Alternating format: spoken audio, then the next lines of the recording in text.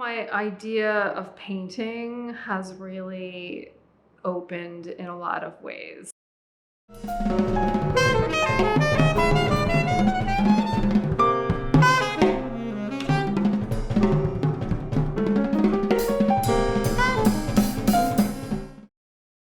So even though I'm working in glass or sound or on the wall or with different materials, so I always think of painting in the expanded field. So whether that's extending into, mobiles or music or poetry or many things.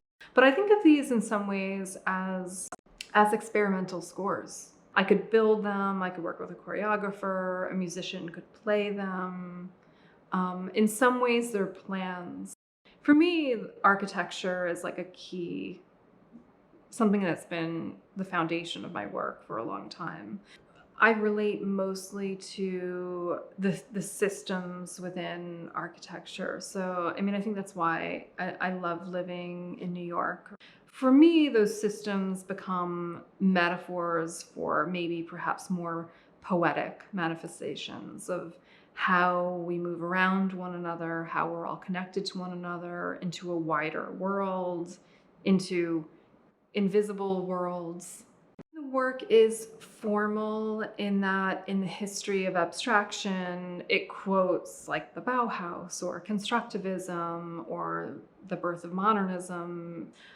It definitely utilizes that language of geometry and abstraction and formalism.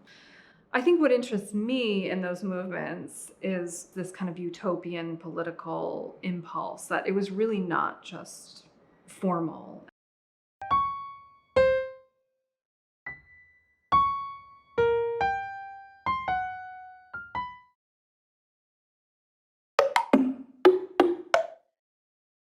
I like that idea of painting being activated in some way. And I also like the idea of abstraction holding social, political, and utopian ideas.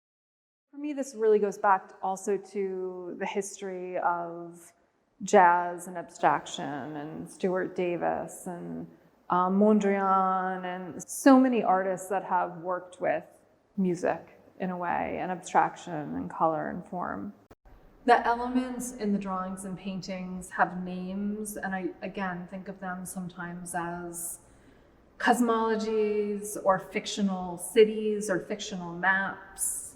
And I like that they become an experience that you can move through with language, the way you can move through almost a system in painting. Slate stable machine system with paintings and human crash moments.